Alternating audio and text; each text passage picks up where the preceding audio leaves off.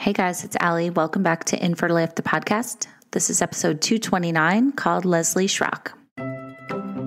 And now a word from our sponsor. Attention all aspiring fertility coaches and those on their own fertility journeys.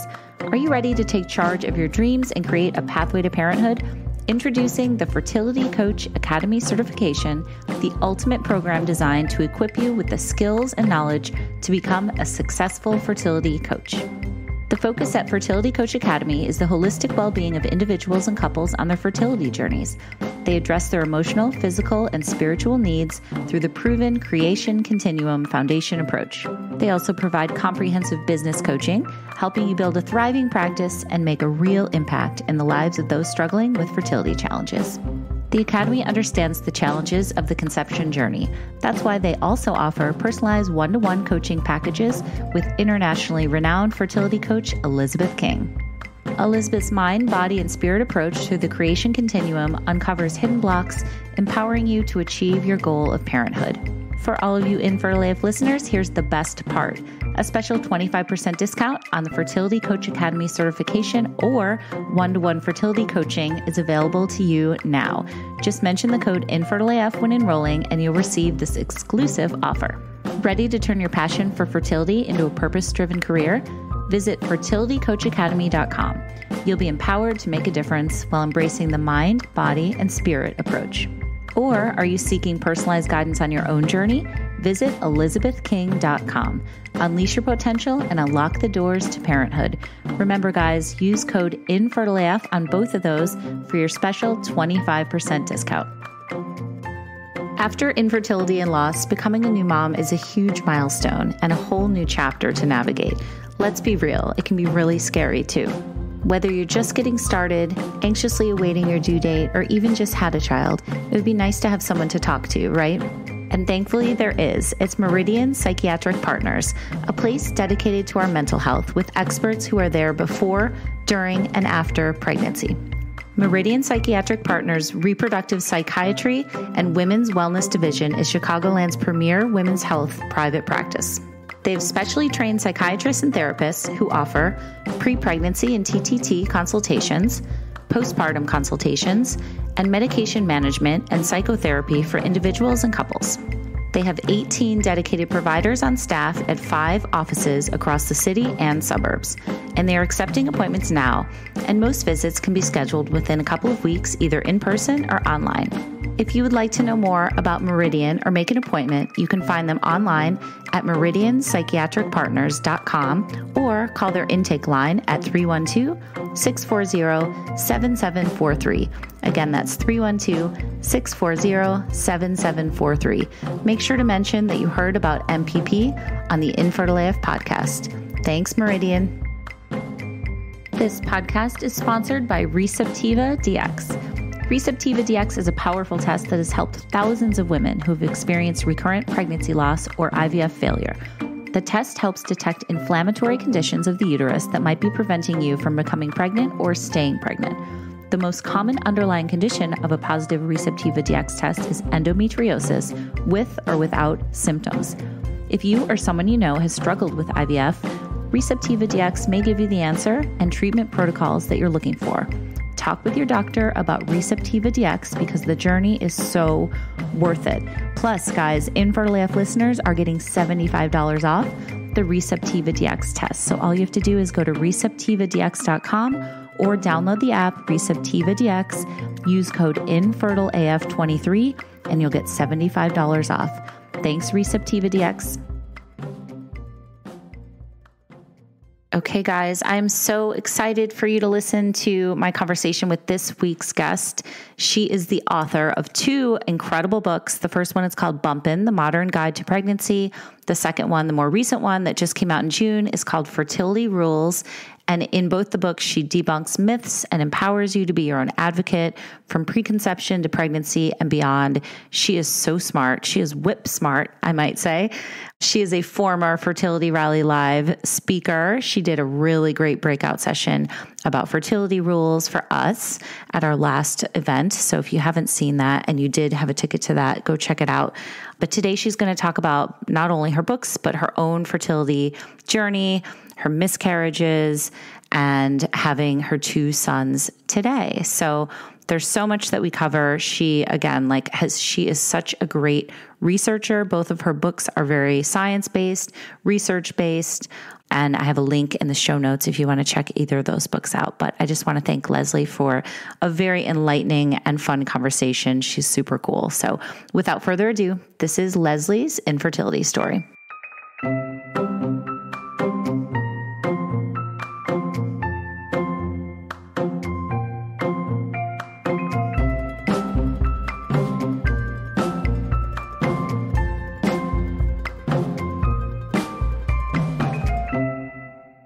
All right. So, hi, Leslie. How are you? Hi, I am so well. Well, thank you so much for taking the time. We just had you as one of our speakers at Fertility Rally Live, which was awesome. But now I want to get more into your story. So you were talking about Fertility Rules, which is your new book. And you also obviously wrote your first book, which was called Bumpin, about pregnancy. So I want to hear about your family building journey. Let's start at the very beginning, which is, did you always want to be a mom? Yes and no. I think like everyone, I have plenty of friends and know plenty of people who knew from the time that they were very young that they wanted to be a parent. And I definitely felt that too, but I had several outages in my life where I questioned, whether was I with the right person? Was it the right time? All of those things. And so I think through it all, I kind of knew that I did want that. But I think like so many parts of family building, that decision was only final when I met my husband, my now husband, Nick. And we shared values. We shared so much, similar thinking when it comes to how to raise kids and like the kind of life that we wanted and, the way that we wanted to, raise and have a family. But, just like my family building situation was not necessarily straightforward, nor was my fertility journey. I decided that it was the right time. I guess I was like 34 when we started trying. We had been married, I don't know, like 5 months, not very long. But we knew that it was probably time to get started if we wanted more than one kid. And that was where all of the adventures started. Okay. So what happened when you guys started to try? I think like so many people, we just thought it was going to be so easy. We just decide and wake up one day and we decide we want to get pregnant and that's going to be it. And that is what happened, except that within 2 weeks, I had my first miscarriage. So, we got pregnant the first time we tried. I had, I was doing the ovulation tracking and and this was before I wrote Bumpin or was nearly as well informed as I am now. But we did the old, have sex once a day for the few days up to ovulation. And that little stick turned, two pink lines. But, and it was a complete surprise because I think while we thought it would be quick, we didn't necessarily think it would be that quick. Mm-hmm. And so, and I optimistically, went on a trip. We had a trip booked to go skiing. And I said, well, I'm pretty tired and I don't know about skiing, but I still want to go because I think it would be fun just to be in the mountains. And that is how I miscarried in British Columbia in a very remote town. And and it was pretty awful. I'm so sorry. What happened? I woke up and there was bleeding and I knew that was not something you wanted. And so, I said to Nick, I think something's very wrong. And so we went to the hospital. First I actually called Maven. I've been involved in that company for a long time. And I used that service to contact a nurse practitioner that I'd actually worked with before. So it was a pretty amazing thing to have a friendly face when it's like 8 a.m. I'm in Canada. I'm like, don't even know where the hospital is. I don't know what I'm supposed to be doing. And, she walked through it and she just said, listen, like you should go get checked out. Let's see what's going on, keep me posted. And so I went and they did the blood tests 24 hours apart. They looked at my cervix. They confirmed that, yes, I had elevated HCG levels, but then 24 hours later, they confirmed that they were dropping. And I knew from, the amount of bleeding that it was probably not going to work. But I skated through that experience with no other intervention needed. My body took care of it. Yeah. And 2 weeks later, I somehow got pregnant again. So I didn't know at the time, I think like so many people, that miscarriages actually are pretty fertile. The period right after one, it's a pretty fertile time. And so I got pregnant again. And that experience is really what led me to write both of my books, because, I didn't feel great. It didn't feel, super when I was pregnant. And I had a lot of kind of anxiety related to it because of what I had gone through. But it wasn't until we went in for the, the screening, we did the cell-free DNA screening, because obviously like I was actually 35 at that point, and it was free, and I wanted to be able to skip amnio and CVS if possible, because we didn't really have any indications that invasive testing was needed. And so, I went in for the screening and thinking, oh, I'm sure everything's fine. And then I get a phone call like 2 weeks later. I'll never forget this either. I was at the airport, and the genetic counselor said, I've been trying to get in touch with you. And as anyone knows me can tell you, I'm actually really terrible at answering the phone. I'm in a lot of meetings, and I had like 500 voicemails, unheard voicemails. Oh my God. That just gave me call me, instant leave anxiety. Me a text, like always. But even for this, right? Like I didn't know the number, and I was really busy at the time and traveling. And so, I answer the phone, and she says, we've been trying to get a hold of you, and, here's what's going on. And you've come up positive for trisomy 18, which if you're not, unlucky like me, you probably don't know what that is. That is in the end, it is a fatal chromosomal abnormality. And we knew kind of the ultrasound wasn't great. We kind of knew that something might be up, but at that point, you don't really know for sure. But we took it very seriously, and we said, okay, we're going to come right back in. We're going to do a CVS test. We're going to see exactly what's going on and see if there's any hope of a happy ending. And we kind of already knew that there wouldn't be, because again, like this condition, if you want to Google it, please don't, but it's, it's fatal. Like 90% of babies that are actually born last under 4 days. And most result in a stillbirth. And then we went in for testing, and we knew from the ultrasound at that point it wasn't viable. The fetus had stopped growing, and it was devastating. It was just so sorry. Yeah, it was. But I think the worst part, other than just the kind of trauma of going through it, was that I had no idea that was even possible. Like, who talks about, a chromosomally abnormal pregnancy, and then the fact that you basically, if it hasn't resolved itself, which mine hadn't, it was going to in the coming weeks, but I had to get an abortion, and it was mind blowing. I went in for my appointment, and, and to be fair, like I know that they have to do this, but they put me through all of the questions that one asks someone who is doing this, as a choice, which, I strongly believe in, obviously, but like I didn't have a choice. They said, is someone making you do this? Is this what you want? And I was like, of course it's not what I wanted. Like I wanted this pregnancy. I wanted this baby. I did not want to go through this. And no one's making me do it. But I have to do it. It's much safer for me, and I'd like to be pregnant again. And so it was a really, pretty traumatic experience. Yeah. Absolutely. Yeah. So, I'm so sorry. There's so many people listening who have had a similar experience as that. I remember talking to somebody recently who was talking about, having to terminate for medical reasons. And there was like protesters outside of the clinic. They had to go to a clinic, an abortion clinic, and you're killing, and it was just like, oh my God, adding insult to injury and beyond. And my heart goes out to anybody that has to go through that. So can we talk about Roe v. Wade a little bit on that note? Tell me your thoughts on all of that lately. I think I just said the thing that I feel is very missing in the conversation, which I am obviously 1,000% in favor of a woman's right to choose. It goes without saying. I'm very pro-choice.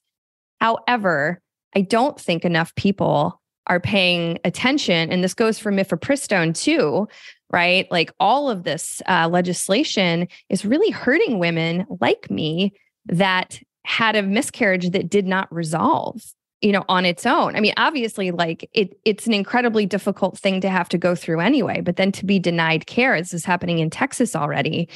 And that was not my last miscarriage either. So I had to get a D&C with that one. And then between my two kids, I have two boys now. One's almost 4 and one's going to be 2 this summer. I had another miscarriage between them. And that one also did not resolve on its own. Now that one, the fetus had died. So it was a little more straightforward, like in my brain, like, okay, but it's the same procedure. It's the same stuff. And had I not been actually at that point in California, what would I have done? I don't know. I mean, I was able to access, I needed a D&C again. I was not a good candidate for medication abortion, but it's really, I think that we're not acknowledging that oftentimes it's a medical necessity. It's not actually a choice. So while I'm extremely pro-choice, I'm also extremely pro-healthcare and treating people who need medical treatment. I think we've muddied the water for doctors. It's very obvious that in Texas, there have been a number of people who have been speaking on the record about this lately, that they're torn between providing life-saving medical care and feeling that if they do that, they're going to be at risk at losing their license. So it blows my mind on a daily basis. My hope is that, Roe was never the right piece of legislation for this issue. My hope is that what happens now from here is that we get something in place on the federal level that gives everyone access and gives everyone just the universal right. I obviously don't agree with leaving it to the states either. So I think it's just, if you're an American citizen, you should have the right to healthcare, period, full stop. And I think that it just needs to be an enshrined right. So yeah, hopefully someone gets the balls to do it. Right. So well said. So well said. Thank you for that. So how were you and your husband dealing with these losses? Were you guys able to grieve kind of the same? Or, we talk a lot about how husbands and partners grieve differently. And sometimes, it can really put a wedge between a marriage or a relationship. How are you guys doing, like mentally and emotionally? Yeah, listen, I think we're like a lot of couples. My husband, I think, felt that, it wasn't happening in his body. I had this physical thing, happening. I had the hormones. And I think for him, he felt for a while like he had to be the strong one. And he gave me the space to talk about it. And we were great at communication. We don't really leave things unsaid. We've been through too much at this point to do that. And now that we have 2 kids, like if you don't talk about it in the moment, it gets, things fester. And I just don't want that. We have a great partnership and a really wonderful relationship. So but we really talked about it a lot. And then I was lucky. I had a lot of really close friends who swarmed in and took care of me. But I have to tell you, like, the thing that helped the most was grief counseling. My husband didn't go. He thought maybe he would for a little while, but he kind of processed it on his own. He likes to run. So I think running is kind of his therapy. And that's fine. I support it. I talked to him about what I was learning. The two of us had a lot of conversations. But for me, I knew that I was not going to be able to get through another pregnancy with that amount of anxiety related to worrying every day when I went to the toilet. It was going to be bad news. And that was a thing. But I have this really horribly embarrassing anecdote from Bumpin, actually, that I shared. And I'm sharing a little bit more now because I've realized that it's important. I was like the Google queen. I couldn't stop. I was addicted to, and as so many people, listen, I know most of the people listening are probably exactly the same. And now that I'm pregnancy Siri, I tell all of my friends to like stop it and just text me instead. I'm like, seriously, like WhatsApp me, text me, whatever it is you want to do, but don't go on Google. Like just stop pregnancy Siri. I love that. Yeah, I am legit pregnancy Siri now, but at the time I was not, and I decided that I needed a distraction. And so I downloaded this absolutely cheesy, horrible, like RPG Harry Potter game on my phone where you like level up and you become a Hogwarts student. And I shit you not, every single time I felt anxious, I would just go on there and like buy a new owl with virtual coins or whatever it is I did. Like, I don't even know what I did with that game. I love that. But it was the best distraction. But like, I encourage everyone who is going through it, like whatever you're like, go read People magazine. Like, who cares? Like whatever the thing is, just go do it because you can get out of that moment. And so that became a coping thing. But, I had to release the experience. And then honestly, when I did get pregnant with my first son, finally, I spent, like a significant amount of time the first trimester being a little bit nervous, but Totally. I actually felt pretty good overall. And I powered through it. So it was hard, but mental health is so important. We don't talk about it nearly enough, especially when you've experienced loss. It is so normal to feel those feelings and we don't normalize it. So absolutely. Yeah. Okay. So what happened next for you guys? Well, I had a very exciting, no, I'm just kidding. My son, it was pretty easy. My first son, my pregnancy was not that bad. I had horrible acid reflux, but I was sitting there at 41 weeks and hadn't had him yet. And I had my induction scheduled. They let me go a couple days later because, I was very well informed. At this point, I had already written most of Bumpin. I wrote Bumpin in real time while I was pregnant with my son. So it's really reflective of a first-time mom's experience with pregnancy because I was answering all my own questions. I was interviewing moms. I was on Reddit like 24/7. I was in all these Facebook groups. I had a data scientist that I was working with doing all this analysis of like internet sentiment. So I had a ton of different, and I was interviewing providers. I mean, none of that book is my opinion. It is all sourced from incredible people that I interviewed, which was just an absolute joy. And, but here I am at 41 weeks and I'm like, okay, when's this kid coming out? And of course he had his own plan. And I ended up with, after about 65 hours of my bag broke, he finally made an appearance in the operating theater. So it was a fairly urgent C-section. And then I had a really hard time breastfeeding. It was something I really wanted to try and wanted to do, and it did not last. It lasted for about 12 weeks. I did everything I could. I had everything at my disposal. But then I found out with my second son that I'm actually just a really poor producer. I had a pretty, I had an emergency C-section with him. And so I think that, something I'm going to work on a new edition of Bumpin' actually. And something I really want to say to any C-section moms out there is that delayed milk production is not only, just kind of part of the deal with C-sections. It's like normal. This episode is sponsored by HelloFresh. With HelloFresh, you get farm fresh, pre-proportioned ingredients and seasonal recipes delivered right to your doorstep. You can skip trips to the grocery store and count on HelloFresh to make home cooking easy, fun, and affordable. And that's why it's America's #1 meal kit. HelloFresh does more than just delicious dinners. Not only can you take your pick from 40 weekly recipes, but you can choose from over 100 items to round out your order, from snacks and easy lunches to desserts and pantry necessities. Everything arrives in one box on a delivery day that you choose. No worries, guys. If you're not a pro in the kitchen, HelloFresh's foolproof recipes arrive pre-portioned and easy to prepare in just a few easy steps. I have personally tried and loved HelloFresh. It saves time, it makes cooking so easy and fast, and everything I've tried from HelloFresh is super delicious. So here's the thing. Go to HelloFresh.com/InfertileAF16 and use code InfertileAF16 for 16 free meals plus free shipping. I mean, I don't know if it gets any better than that. Again, you can go to HelloFresh.com/InfertileAF16 and use code InfertileAF16 for 16 free meals plus free shipping. I know everybody listening is looking for fresh, easy, healthy meals. So guys, please check out HelloFresh and make sure that you check out America's #1 meal kit.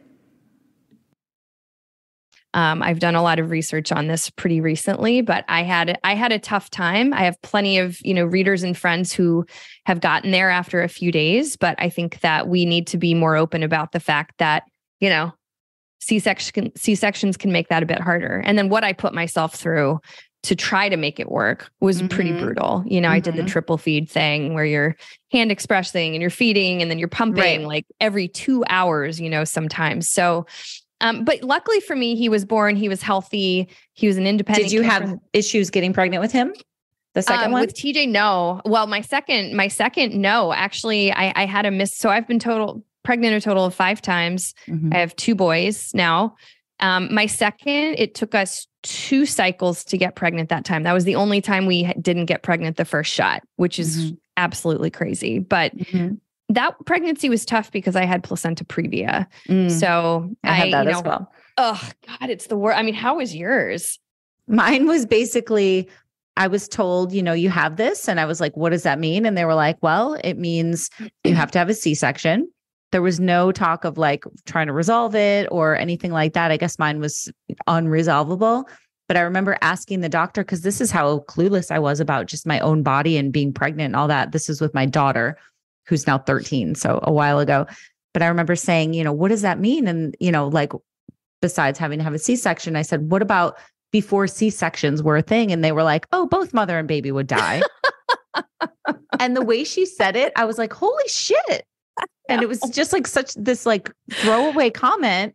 And I was like, should I be nervous? And they're like, no, it's fine. You'll have a C-section. Everything will be fine. So it was almost like ignorance is bliss. I didn't Google it. I didn't dig any deeper. I was like, I'm going to trust my doctors. I don't want this to become a big thing. And thankfully I didn't have any other like symptoms or anything like that. What about you? Good for you. I mean, yeah, listen, I had bleeding, so it was not great. I actually thought I was having a miscarriage at one point because I didn't know what was going on yet because they hadn't detected it. They detected it at the 20-week scan, the anatomy scan. I had like the super fancy one because I've had so many issues. And they said, Leslie, you have a pretty complete previa here. And I knew what that meant because of my writing, obviously.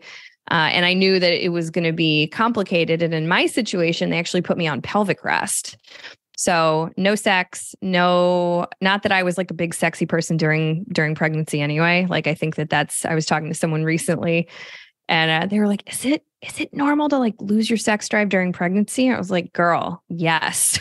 Like no one wants to talk about it, but lots of people did, just don't really. Some people do. And it's awesome, but I couldn't work out. I also couldn't lift my son, my 2-year-old at that point, which was the hardest part because he just didn't understand. He wanted to come over and for me to scoop him up and read and stuff. So I had to like do a lot of bending down and being with him. And mine did mostly resolve by 32 weeks. I was a terrible VBAC candidate for a whole host of reasons. So they just laughed at me when I brought it up and it was like the same thing. It was like, oh, Leslie, don't be silly. Like, did you want to try for a VBAC?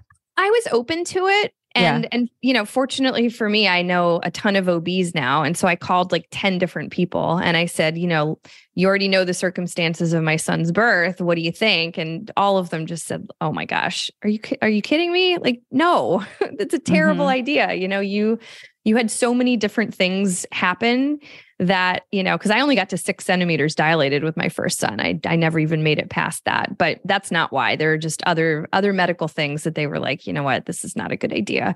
And I made my peace with it. I thought that maybe I wanted to try, but wasn't a good candidate. And I think with that many people weighing in, I accepted it and I moved on. So, but it's 2 C-sections later and I'm all done now.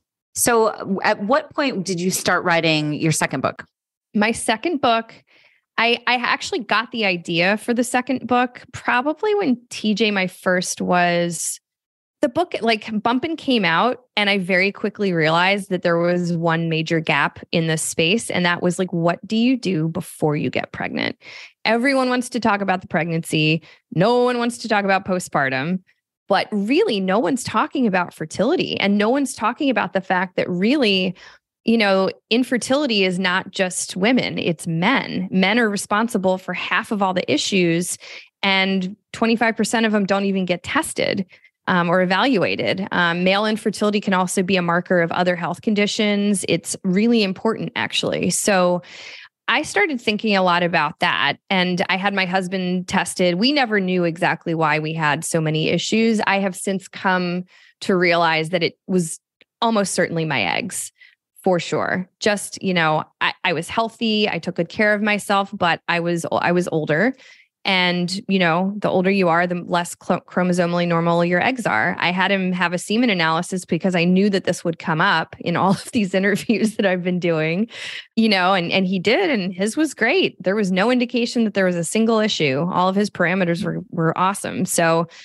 but I realized that was a major problem. And then the other issue that I really saw was that people didn't understand these very basic things about their bodies.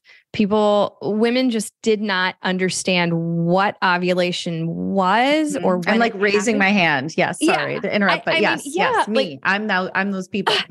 Yeah. You and everyone else. This is when I say I'm pregnancy Siri. Now I'm conception Siri too. I'm like TTC Siri over here. And, I had friends from all walks of life, from, 3 degrees and, super successful and some high powered job, calling me up and saying like, okay, cool. So I'm ready now. So I just like have sex as soon as I ovulate and then I'll get pregnant. Or I had friends who, called and said, hey, so like, can I get pregnant on my period? And I just thought to myself, wow, we have failed. We have failed as a society, and it's no better most other places. Maybe the Nordics are doing a good job of this, but probably not. I don't think anyone's really doing it well. It's certainly not a thing in the UK either. But I realized that there was this major information gap for women as well. Men know nothing about their reproductive health. Women know nothing about their reproductive health. And I think that the conversation should happen together as opposed to the sexual education we're given or not given, as the case might be. Like, I grew up in Texas. I went to, or somewhat in Texas, but by the time it came time for sex ed, that's where I lived. I got an abstinence only education. There was no talk of anything. It was like, well, just don't have sex. And then of course, like I had, friends in 6th grade who got pregnant. Like it was crazy. God, so yeah, but I don't understand why we separate them and why we've made this like a political conversation instead of a biology conversation. Right. If men understood fertile windows, they might have a little more, interest in birth control and other things and might be a little more careful, but we have to include them. That's part of the problem too. Right. Exactly. Yeah. the lack of sex education and the variance depending on like where you grew up and who taught you and what you were, it's like the Wild West. It's all over the place. Okay. So you wrote the book. Tell me, for somebody who might be interested, what are some of the things that you learned? Like, what are like 2 or 3 main things, takeaways from the book that you learned and that you want to put out there that people might not even realize as like a thing? Well, so I'll tell you, like for me personally, we had gone through this infertility journey and ended it with no answers, right? Like no one had any answers for us. We didn't know why we had that many miscarriages. And for me, I just kept hearing, oh, it's bad luck. Oh, it's bad luck. And I'd talk to doctors and, and they would give me the real deal as much as they could because they knew that like I had written this book, that I could handle it. I had like scientific understanding of different concepts, but at the same time, no one was really telling me why my eggs were chromosomally abnormal and like why that was a function of age. And so I think one of the things that I really had to interrogate was like, why is it we're not empowering women with like exactly why that happens? And the reason it happens is because as your body ages, it's just not as great at doing cell division anymore. And that really affects meiosis, or the process of maturing eggs. But that's it. You can't Benjamin Button your body's ability to perform cell division accurately. Like there's no pill you can take.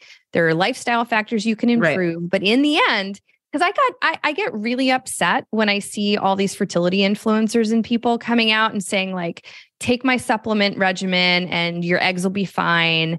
The truth is, like, once an egg is chromosomally abnormal, which by the way happens in the 3 months before it's ever ovulated, you can't fix it. Like it's a problem that happens during meiosis, and that's it. Like once it's done, it's done.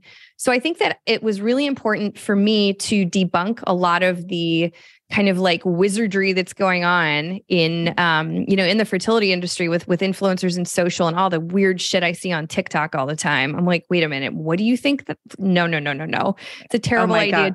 Okay. You're doing that. Okay. Wait, I want to talk a little bit more about that. What are some of the other weird things that you want to debunk or that you've seen that people are spreading out, like the misinformation that's being spread? I'll focus on supplements for a minute because I think that people assume that because many of them come in gummy factor now, that they are candy, and they are not candy. They have pharmacological level benefits and detrimental effects in some cases. So they are serious substances. Popping 10 supplements, especially if the supplement is not actually indicated for your particular, issue, is actually dangerous. Like for women, you really only need to take a prenatal. You can take CoQ10 if you want to. That's pretty that is known to be beneficial, and it's pretty universally beneficial no matter who you are. It's also great for men.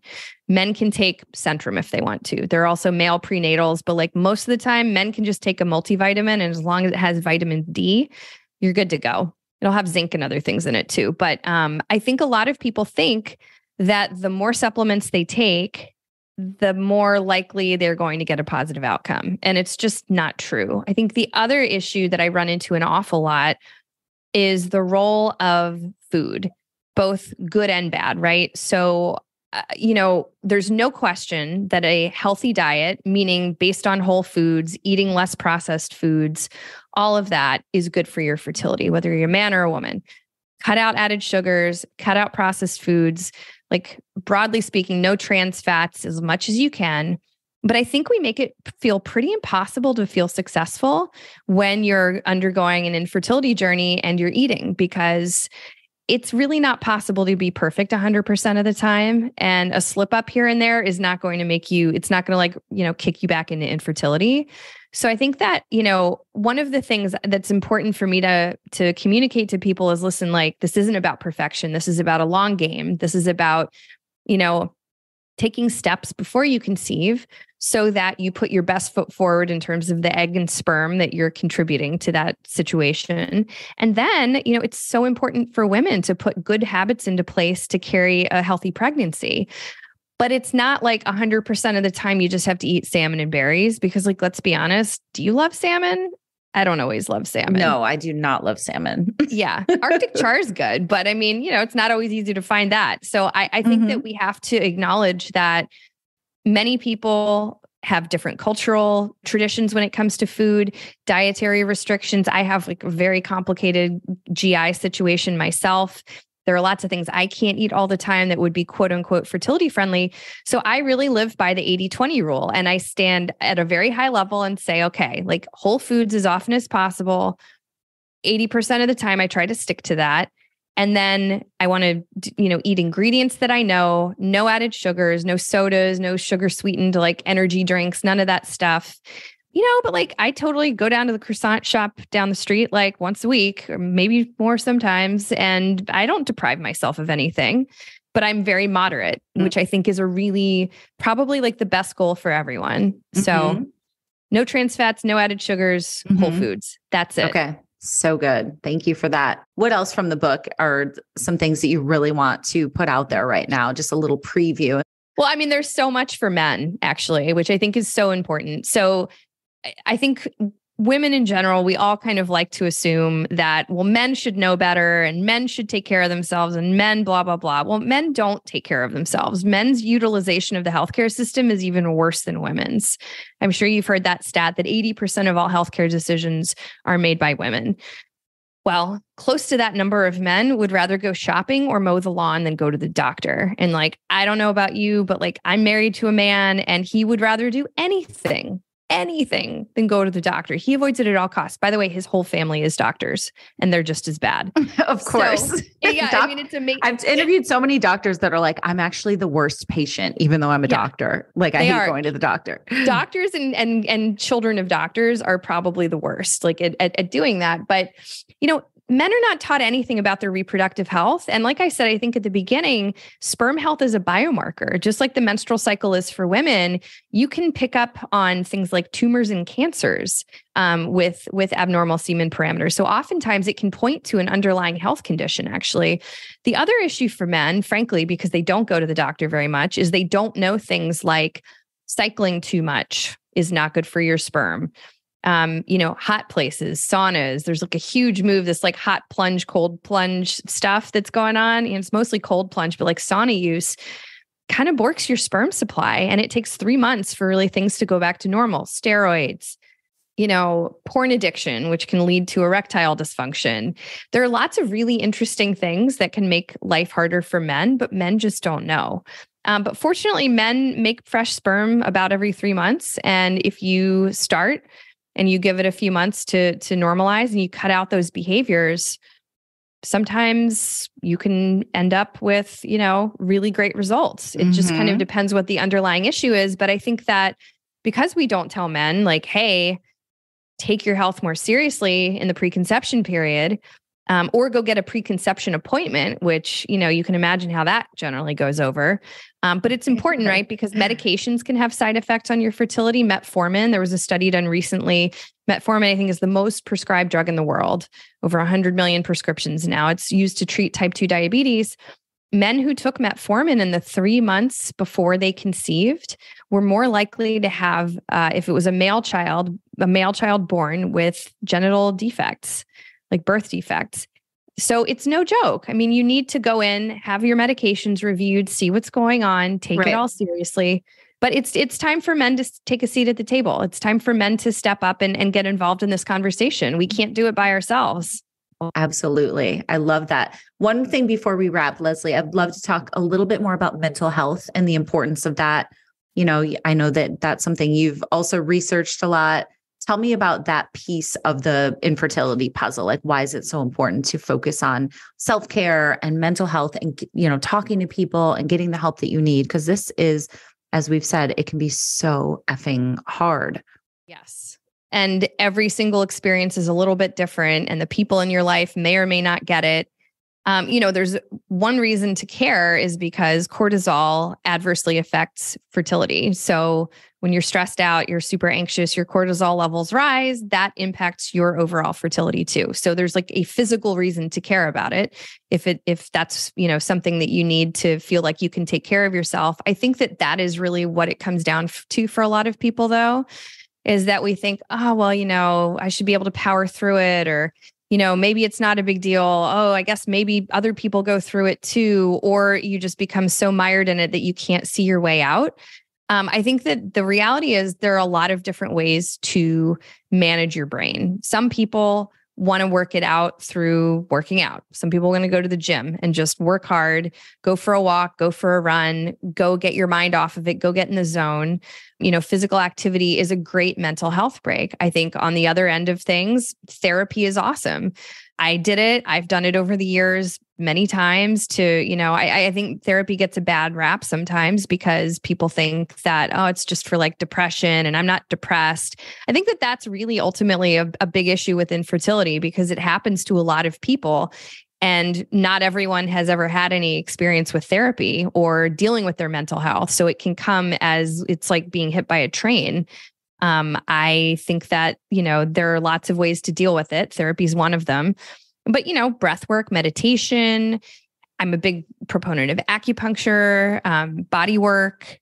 So I think it's a matter of stepping back and saying like, what helps me most, rather than just kind of prescribing like, a universal, everyone should do it. Like, I think therapy really does benefit just about everybody, especially if you're going through an infertility journey. But I also think that, for me, it's very personal, right? Like I like to go get sweaty in the gym. And that's always how I've managed stress. That's just how I do it. I go for a walk, I go get sweaty and I process it and then I just feel better. But I also use therapy and I have done like meditation before bedtime, all of the things. I like to read before bed. I like to take a bath when my kids are both down, like it's the best, but I don't think there's a one size fits all with mental health, but the first is just acknowledging you're not the only one. You're not alone in this. Like anyone who's been down this path has had questions and had moments, and it's just a matter of not trying to navigate it all by yourself.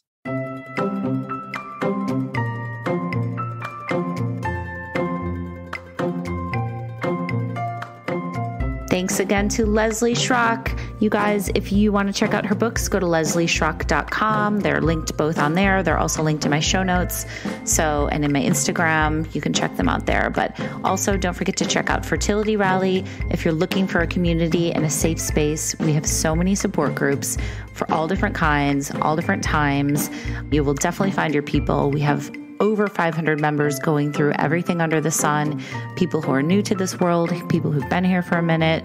And, you know, my co-founder, Blair, and I created this space we wish we had when we were in the middle of it. And she's actually still in her family building journey. So it's pretty interesting just getting all these different perspectives. But we urge you to check us out.